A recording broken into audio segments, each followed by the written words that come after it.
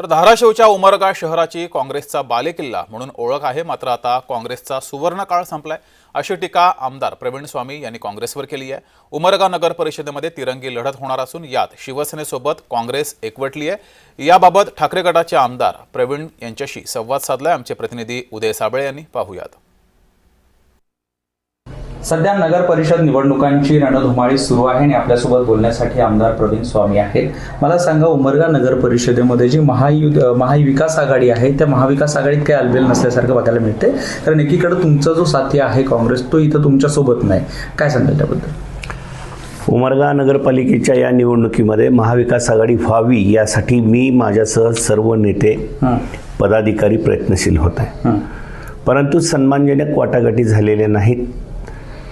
आमदार आणि खासदार हे शिवसेनेकडे आहेत, त्याच्यामुळे आमची मागणी होती की अध्यक्षपद देखील आमच्याकडे असावं। तरी देखील तडजोडीमध्ये आम्ही अध्यक्षपद काँग्रेसला देऊ केलेलं होतं।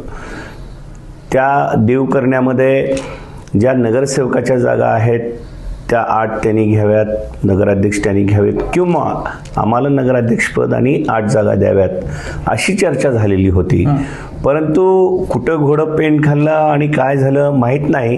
कदाचित आम्ही एकट्याने जात असल्यामुळं आणि शिवसेना पक्ष गरिबांचा पक्ष आहे, या ठिकाणी सामान्य कार्यकर्त्यांचा पक्ष आहे असं वाटून काँग्रेसच्या लोकांनी त्याचा विचार केला नसेल आणि त्यांनी स्वतःची ताकद जोखण्याचा प्रयत्न केला। पण जेव्हा कळलं की आपण एकटे लढू शकत नाही, तेव्हा त्यांनी त्या शिंदे सेनेबरोबर युती केली। नक्कीच आपल्यासोबत आमदार प्रवीण स्वामी होते। उदय साबळे, जय महाराष्ट्र, उमरगा, धाराशिव।